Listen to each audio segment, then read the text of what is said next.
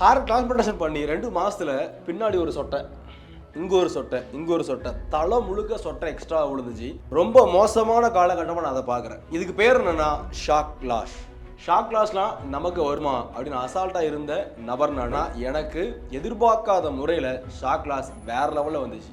Shock லாஸ்னா என்ன அப்படின்னா, hair transplantation பண்ணதுக்கு அப்புறம் முடி எடுத்த இடத்துலையும் முடி வச்ச இடத்துலையும் நம்ம எதிர்பாராத விடமா வழுக்க விடும். அதாவது ஷெட்டிங் பீரியடும்பாங்க. ஷெட்டிங் அதிகமாகி எனக்கு இந்த சைடில் கம்ப்ளீட்டாகவே விழுந்துடுச்சு. வச்ச இடத்துலையுமே சுற்றி ஃபுல்லாமே ஷெட்டிங் அளவுக்கு அதிகமாகவே இருந்துச்சு. எனக்கு இந்த ஷாக் லாஸ் வர்றதுங்கிறது ஒரு காமன் ஃபேக்டர். ஒரு 10 பேர் பண்ணுறாங்க அப்படின்னா அதில் ஒரு ஆளுக்கு வர்றது காமன். ஆனால் அது பெர்மனண்ட்டாக டெம்பரரியானா பொதுவாக அது டெம்பரரின்னு சொல்கிறாங்க. ஆனால் அந்த வீடியோ என்று தான் உங்களுக்கு தெரியும் இது பெர்மனண்ட்டாக டெம்பரரியா அப்படின்னு. ஷாக் லாஸ் வர்றதுக்கு காரணம் தான் என்ன? ஃபஸ்ட்டு முக்கியமான காரணம் அதிர்ச்சி.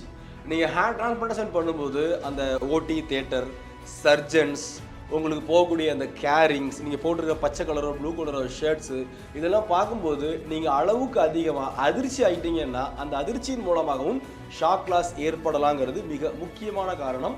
ரெண்டாவது, லேக் ஆஃப் பிளட் சப்ளை.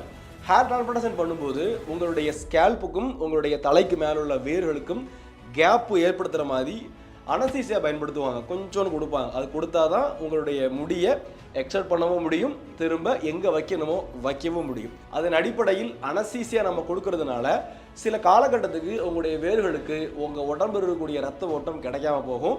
அப்படி கிடைக்காம போகிறதுனால அதனாலும் உங்களுக்கு ஷாக் லாஸ் வரலாம் அப்படின்னு சொல்லப்படுது. இதை நீங்கள் தவிர்க்க முடியும்.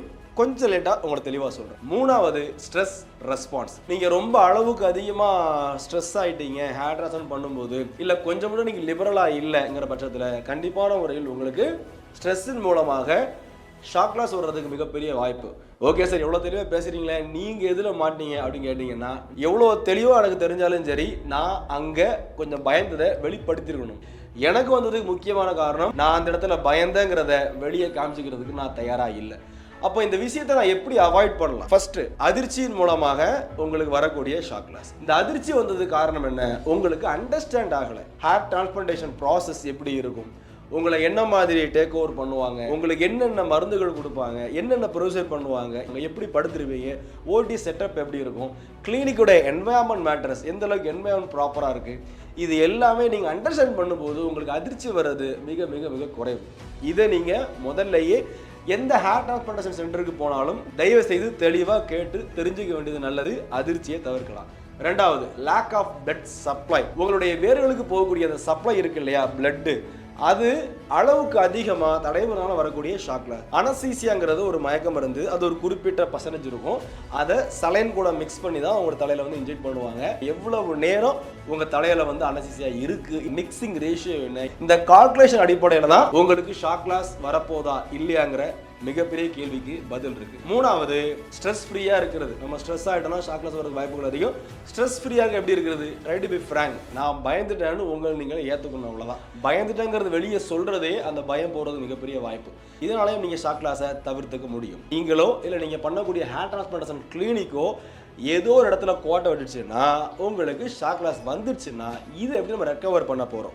மினாக்சிடில், ஃபெனஸ்ட்ரேட், தென் சப்ளிமெண்ட்ஸ், இது எல்லாமே நீங்கள் எடுத்துக்க வேண்டிய இருக்கு. பட் இந்த மினாக்சிடில் ஏன் எடுத்துக்கிறோம், ஃபினஸ்டேட் ஏன் எடுத்துக்கிறோம், ஒரு சின்ன தெளிவு உங்களுக்கு தரேன். மினாக்சிடில் என்ன பண்ணும் அப்படின்னா, உங்களுடைய வேர்களுக்கு தேவையான ரத்த ஓட்டத்தை அதிகப்படுத்தி கொடுக்கும். இதுதான் மினாக்சிடிலுடைய அடிப்படை பகுதி.